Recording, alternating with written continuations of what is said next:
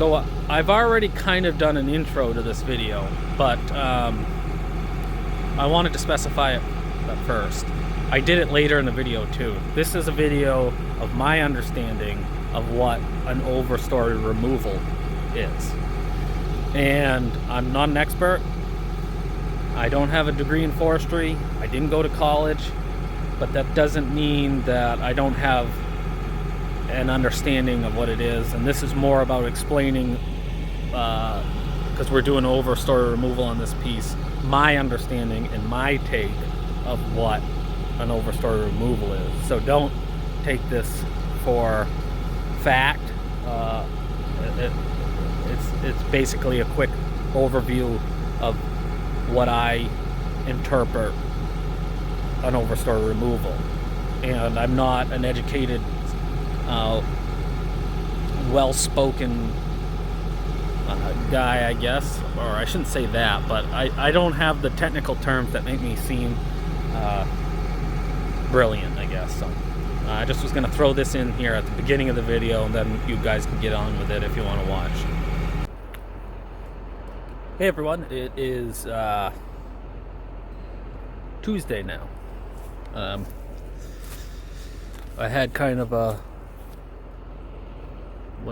kind of a mess off day yesterday. I went to the Freiburg Fair let me take my earplugs out, for the Freiburg Fair with my niece and nephew, my sister and brother-in-law, which was kind of nice. And I had somebody in the comments, I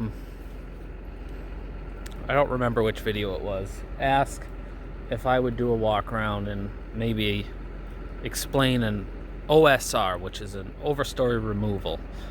And I got thinking about that, and I had some other thoughts about it just besides what it is, which overstory removal is exactly what it means, is removing the overstory, as I fumble over my words, which is exactly what's happened right here, which I'll flip the camera around. It takes a little wider shot. So overstory removal is, what is an overstory removal? Okay, well, what that is it's exactly what we're doing here. And that is whether the piece, it depends on how it was cut, but basically it's a piece of property that has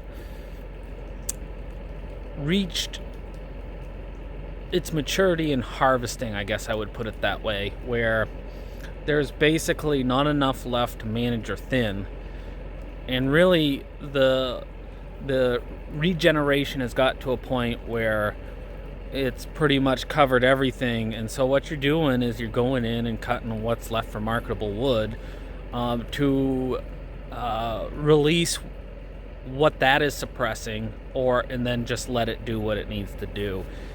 Here's a perfect example, which you're even getting dead loss. This was a pine sapling, which is dying. Maybe because, I don't know, where is it?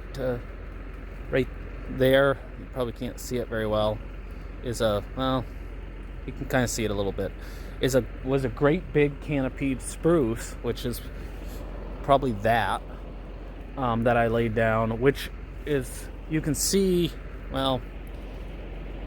pretty much this open area. Let me turn the camera around. Oops, I guess I gotta shut this. Which this spruce tree right here you can see the canopy was suppressing this whole area of pine. So we'll go over, look at the stump. I remember cutting it because I did it Saturday, which was this big spruce stump, which, it's a decent sized tree. But since it was not much around this spruce tree, it developed a humongous crown that suppressed, or was suppressing, these pines. And you can see these areas, and this is exactly what an overstory is. There's stump there. We'll walk back towards the processor. And well, second, you know, there's some stump there. We'll get in here. We'll get out towards the processor. Some more stumps. More, and then here's where the other trail is. And then you're going to have open areas too. You're going to have, one second. You're going to have some more open areas like this, which just had more fir, and it doesn't have undergrowth. But if you're looking through there, look at all this pine that's starting up. So it'll come in and out. And look, this is all a forest that's already started. So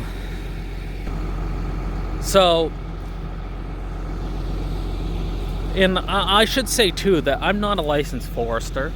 I probably should have put this in the beginning of the video. I'm not a licensed forester. I didn't go to college. I don't have a degree. But I don't know that you need to have that to be a good steward and a good steward of the land and for the landowner. If you're conscientious and you pay attention to the jobs you've been doing.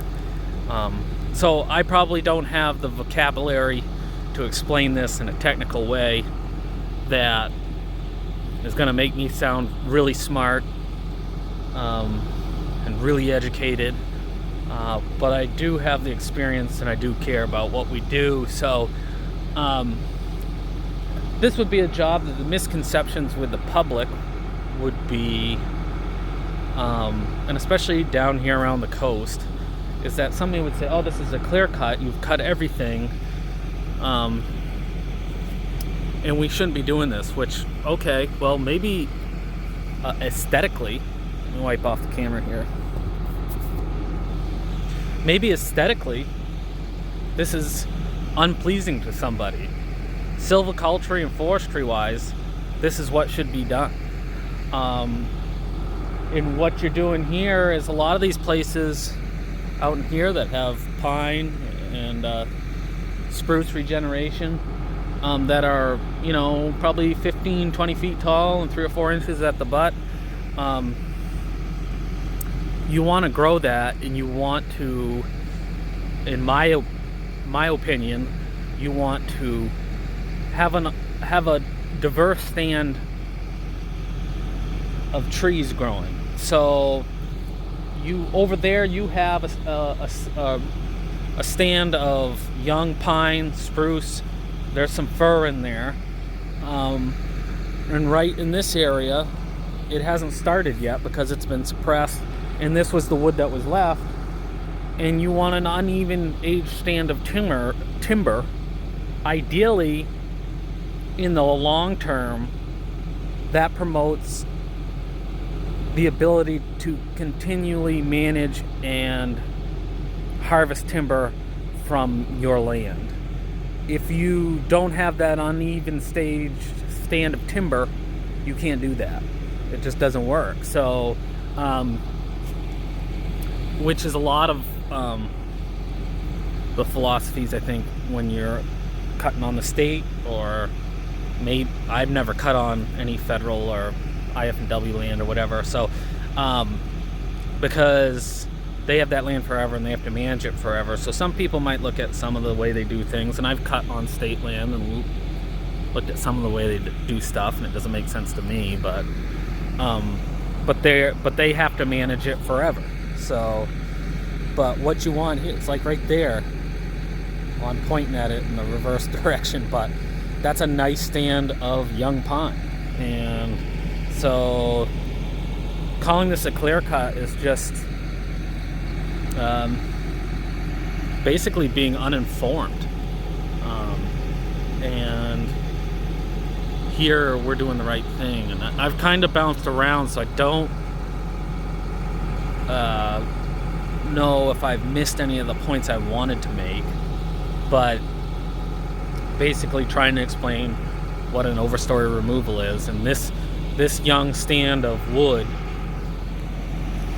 which is now mostly going to be regeneration, is exactly what this piece needs. It doesn't need to be left alone and have whatever was left here for wood suppress the regeneration that's coming or whatever. It needed to be released, and that's what you do with an overstory, is you're releasing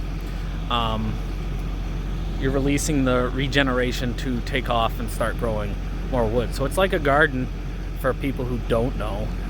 You know, if you're growing tomato plants, broccoli, asparagus, whatever it is, if you don't weed the garden, what do your tomatoes look like? Probably not too big, probably don't look too good. They're just underdeveloped vegetables or fruit. So that's the same thing as your land and forests. So being misguided by whatever your conception is that doesn't really mainly align with practical forestry could be doing you a disservice, or whoever is a landowner. Not saying, and it's not an excuse for me to make that, oh, everything should be overstory removal, because that's not true either. I'm just explaining this job right here. So anyways, hopefully this kind of, my shoulder's starting to hurt. Hopefully this explained a little bit of what a overstory removal is and why we're doing it here. And if I missed anything, because I'm sure I did, like I said, I'm not an expert. I've just been doing this for a while, and hopefully, you know, getting better at my profession and just observing. But if I missed anything, I'm sure I hit things more than once. Please feel free to comment, ask any other questions. Like I said, I'm not an expert, so don't jump on my back. This is my take, what I understand of the woods business and forestry and what we're doing here. So anyways, I thought this might be a little different, a little interesting. So like, subscribe, comment.